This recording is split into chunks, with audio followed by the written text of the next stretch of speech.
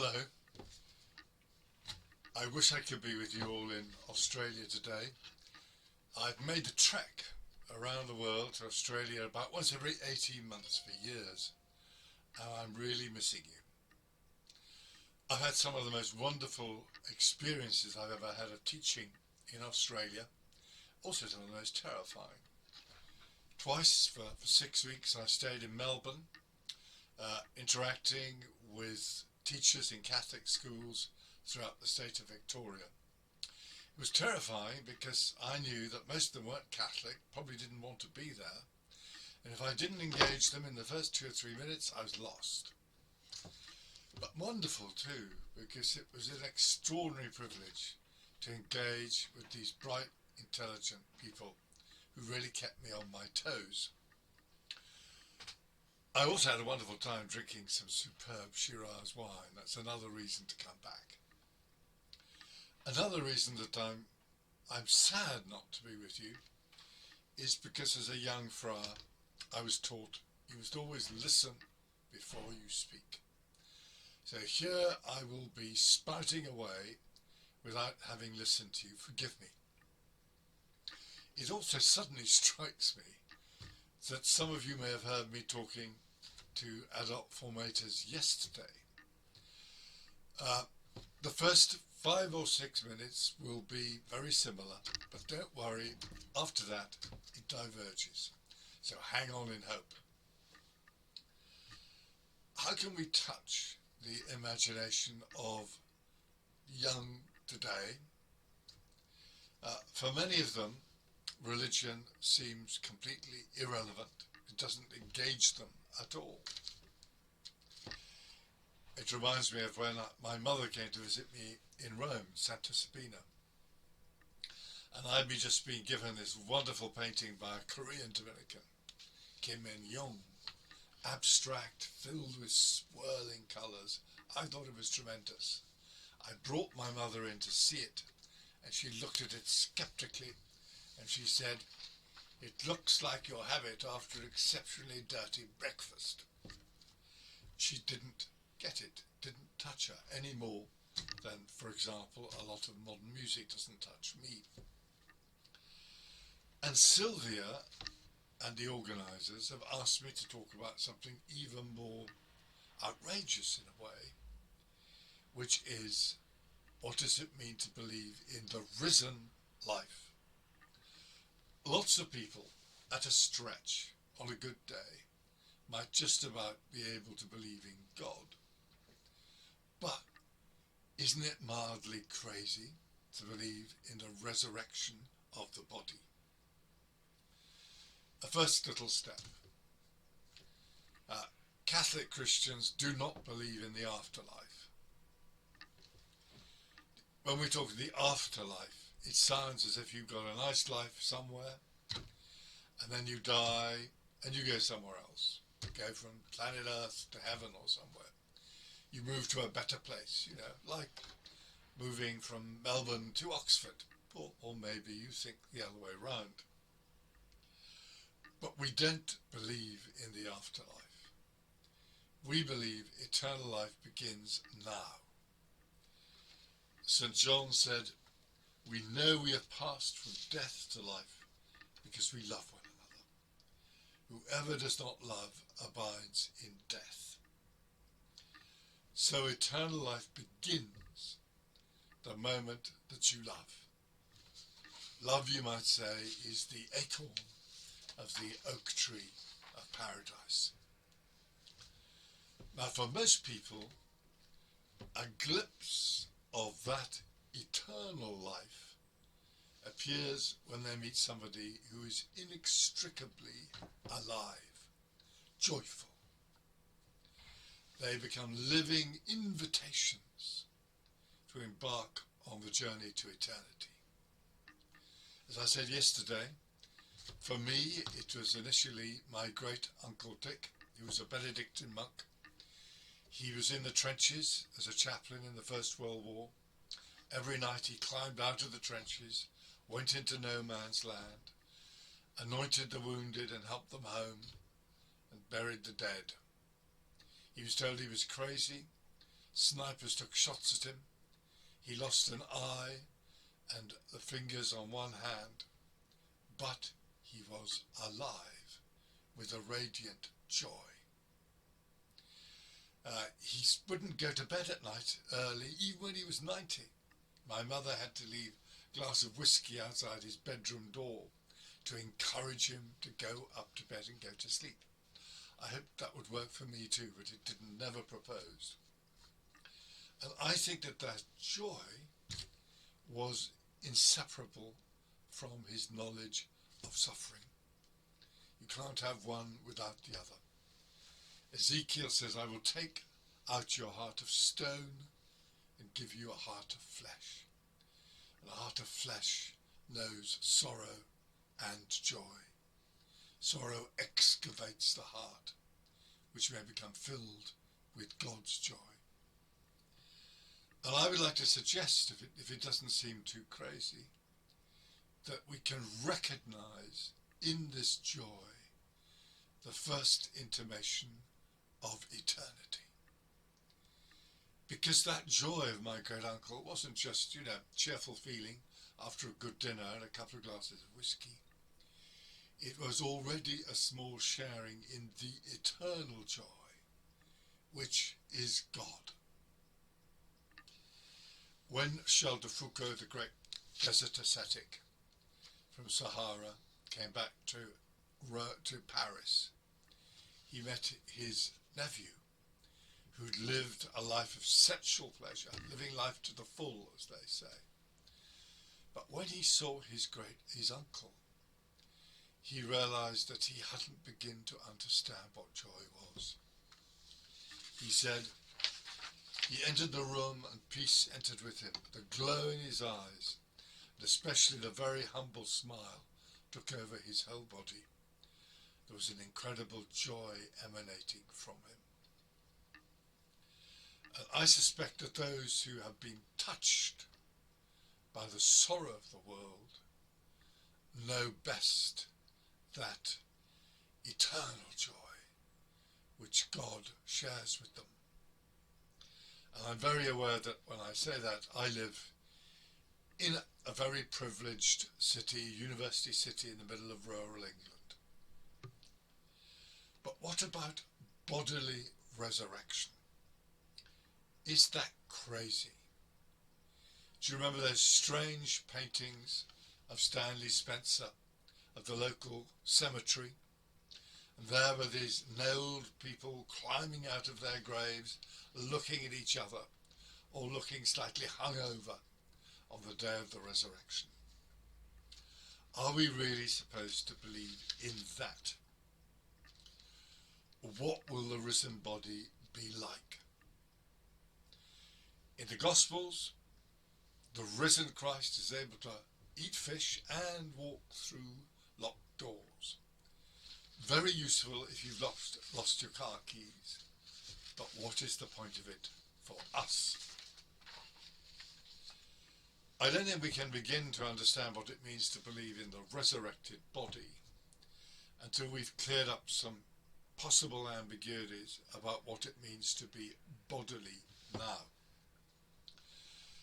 Our society is marked by profound ambiguity about being bodies.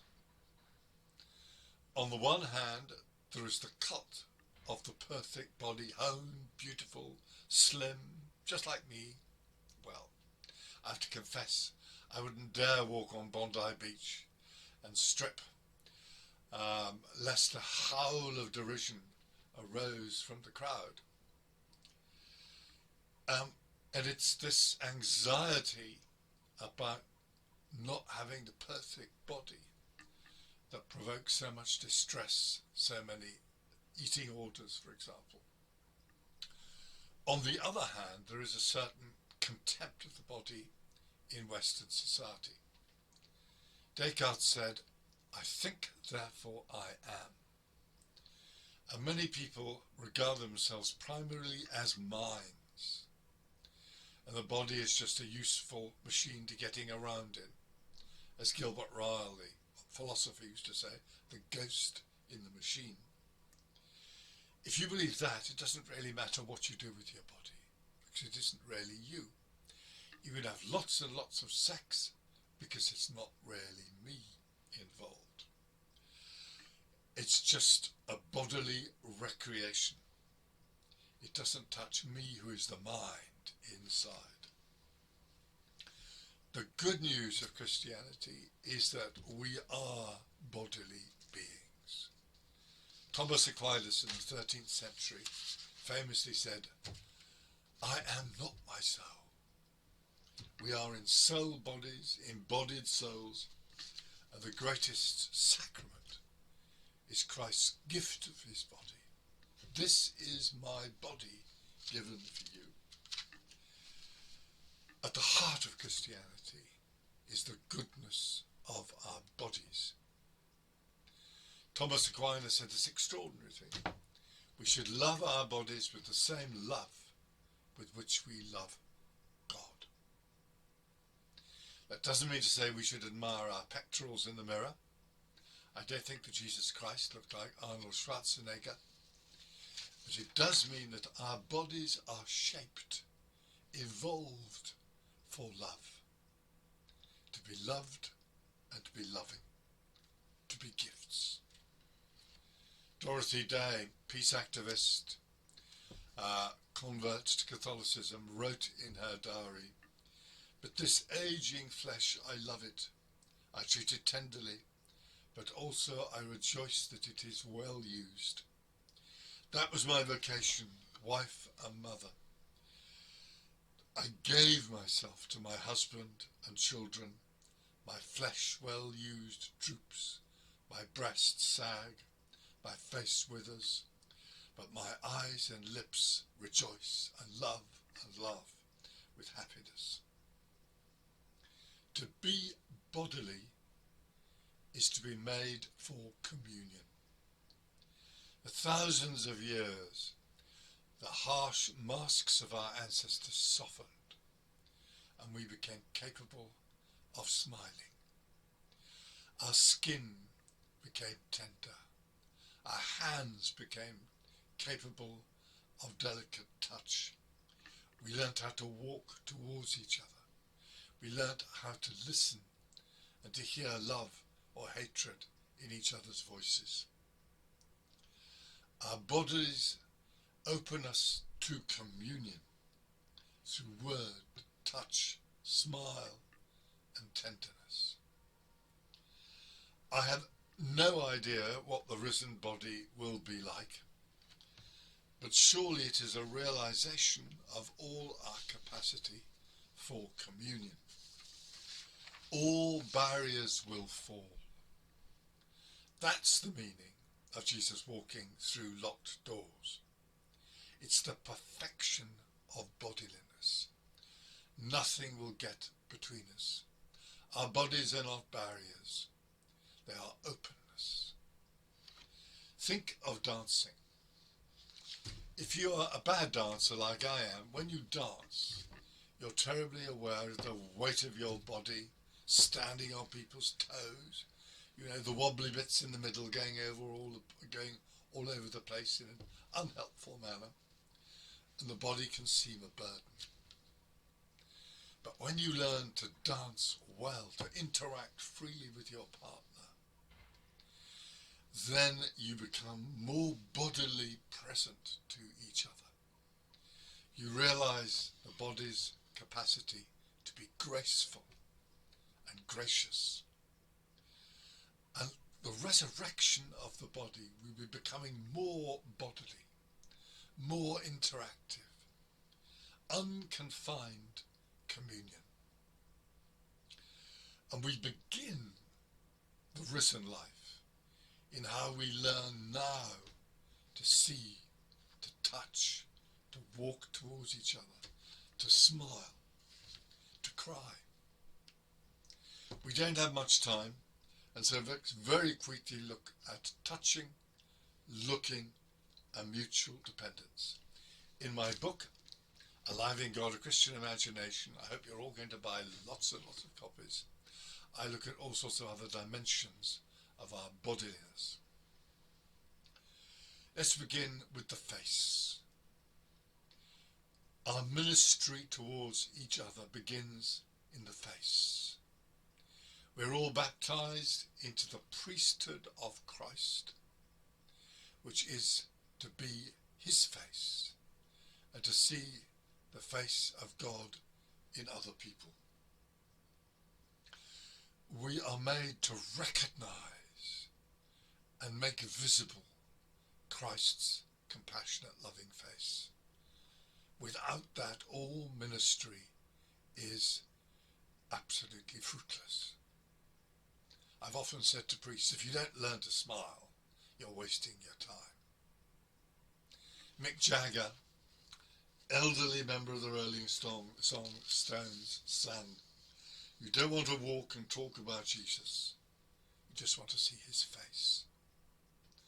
Or Madonna, another singer, wrote, "Jesus Christ, look at me. I don't know who I'm supposed to be." The old pastor in Marilyn Robinson's marvellous novel Gilead wrote, "Any human face is a claim on you because you cannot help but understand the singularity of it, the courage and loneliness of it."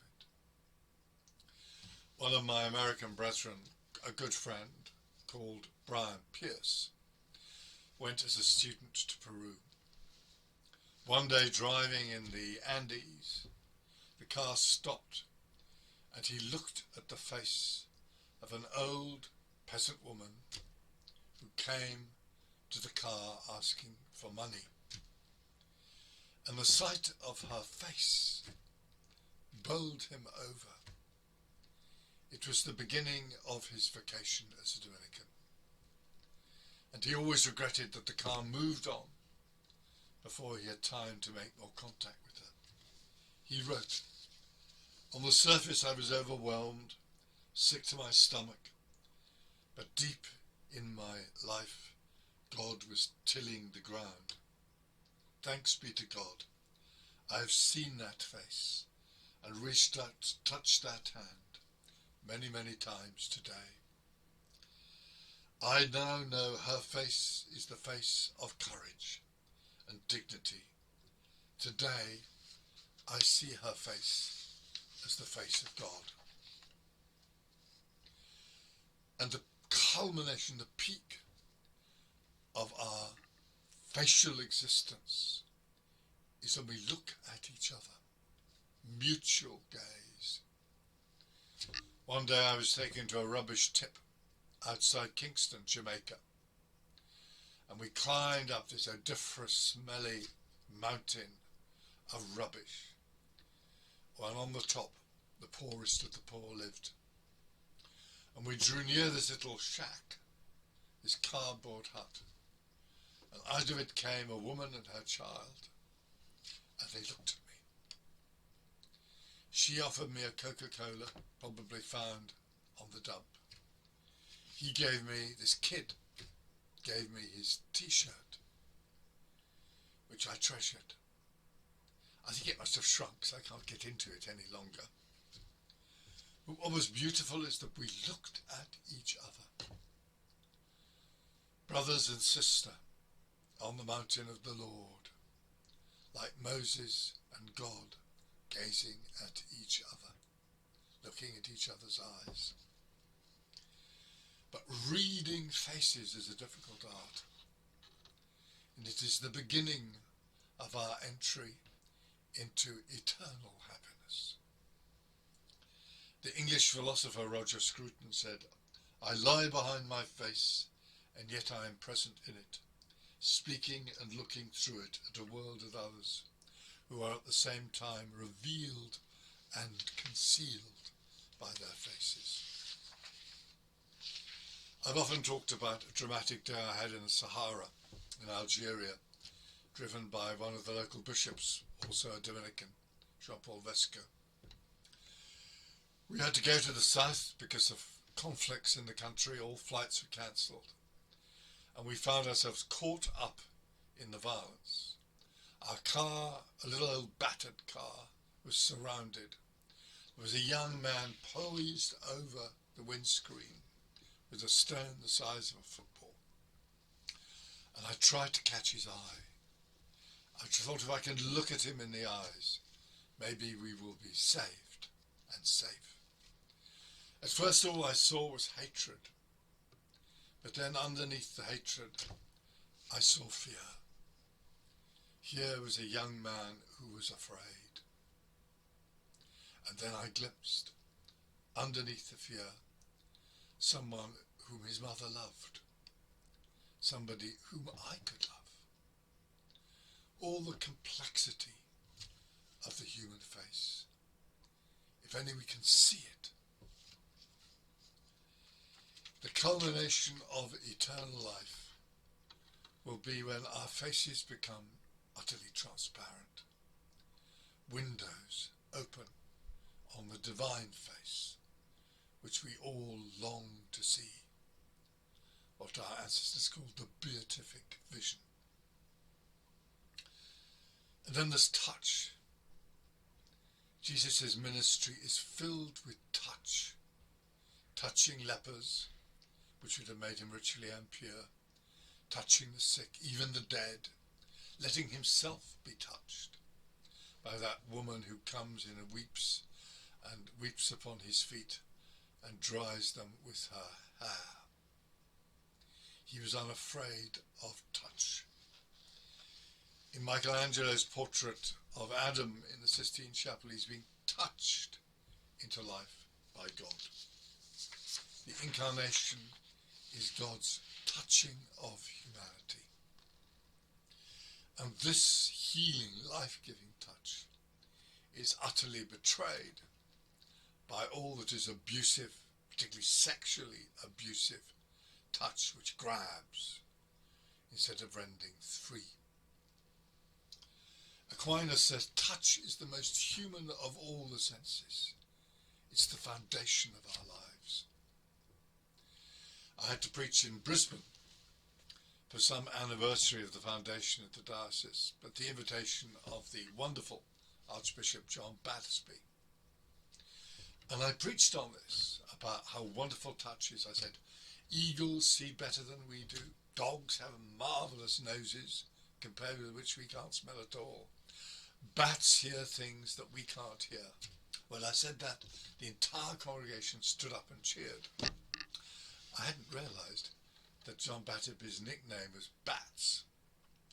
He told me that he was once flying to Europe, and the flight attendant came up and said, "Oh, would your Grace like anything to drink?" And he said, "I like gin and tonic." And the man went through the curtain and he heard him shout out, "Oh, Bats wants his G&T." So a massive challenge for the church after the crisis of sexual abuse, let's hope it's after, will be how can we restore gentle, unpossessive, healing touch? Because that is what Christ came to offer us, and we have often betrayed it. Touch that never grabs, that never holds, that lets go free. And finally, I'd love to talk more, but this has to be the end. Finally, to be bodily is to be mutually dependent. The sick and the disabled teach us that it is okay. Often in the West, we've created a very unhelpful view of what it is to be a human. The macho individual, the solitary hero, the lone ranger, usually male. But this image is a dangerous illusion because we are made to need each other. St. Catherine of Siena, 14th century lay Dominican, said, I could well have supplied each of you with your needs, spiritual and material, but I've wanted you to be dependent on one another, so that each of you could be a minister to the other, dispensing the graces and gifts you have received from me. It is our ministry to be dependent on each other. Let me give you the example of my brother Vincent, now alas dead. Vincent was born completely blind. He never saw another human face, but we loved him. He was very independent in the good sense. He loved to get around. He enjoyed telling the story of how he went to Liverpool one day, a big industrial city in the north. He'd never been there before. He was wandering around with his stick and he came to a road crossing.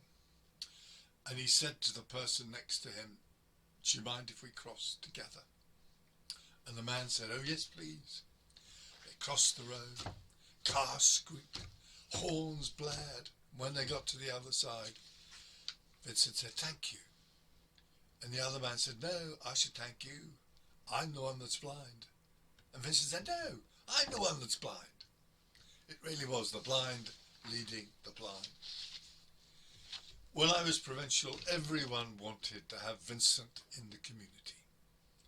And it was not just because he was lovable, but because he embodied a profound truth of our humanity, that it was good to need each other.